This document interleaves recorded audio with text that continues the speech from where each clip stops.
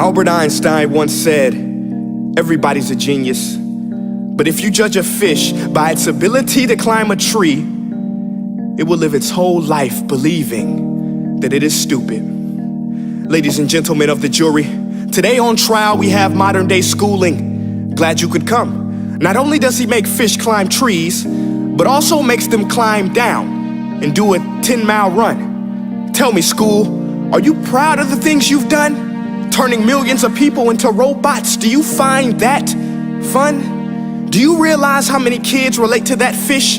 Swimming upstream in class, never finding their gifts, thinking they are stupid, believing they are useless? Well, the time has come, no more excuses. I call school to the stand and accuse him of killing creativity, individuality, and being intellectually abusive. He's an ancient institution that has outlived his usage. So, Your Honor, this concludes my opening statement, and if I may present the evidence of my case, I will prove it. Proceed. Exhibit A. Here's a modern day phone. Recognize it? Here's a phone from 150 years ago. Big difference, right? Stay with me. Here's a car from today, and here's a car from 150 years ago. Big difference, right? Well, get this. Here's a classroom of today, and here's a class we used 150 years ago. Now, ain't that a shame? In literally more than a century, nothing has changed. Yet you claim to prepare students for the future? But with evidence like that, I must ask, do you prepare students for the future or the past? I did a background check on you and let the record show that you were made to train people to work in factories, which explains why you put students in straight rows, nice and neat, tell them sit still, raise your hand if you want to speak, give them a short break to eat, and for 8 hours a day, tell them what to think. Oh, and make them compete to get an A letter which determines product quality, hence grade A of meat. I get it. Back then, times were different. We all have a past. I myself am no Gandhi. But today, we don't need to make robot zombies. The world has progressed. And now we need people who think creatively, innovatively, critically, independently, with the ability to connect. See, every scientist will tell you that no two brains are the same. And every parent with 2 or more children will confirm that claim.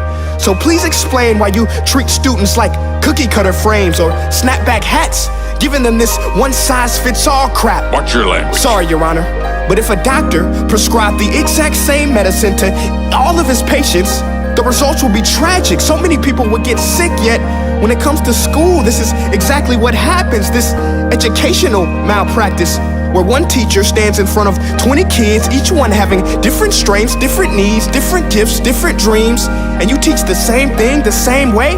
That's horrific. Ladies and gentlemen, the defendant should not be acquitted. This may be one of the worst criminal offenses ever to be committed.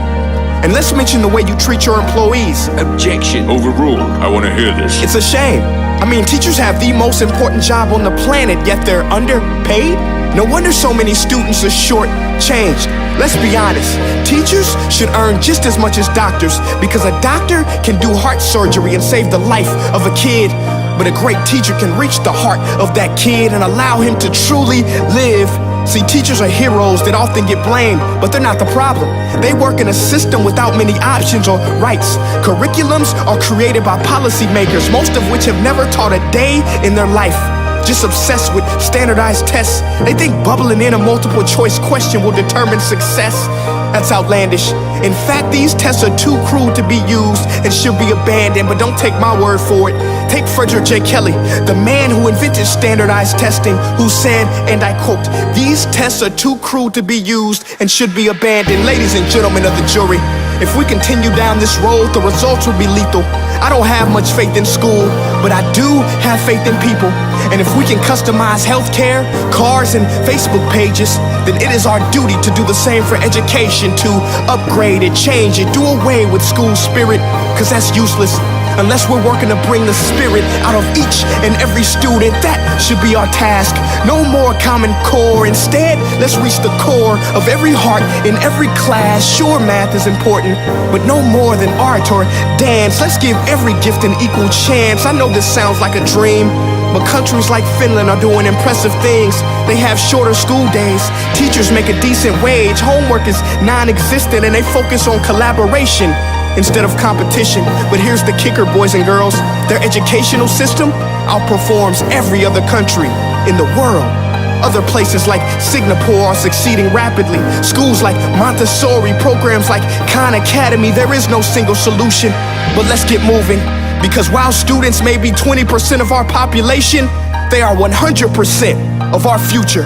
So let's attend to their dreams, and there's no telling what we can achieve. This is a world in which I believe, a world where fish are no longer forced to climb trees. I'll rest my case.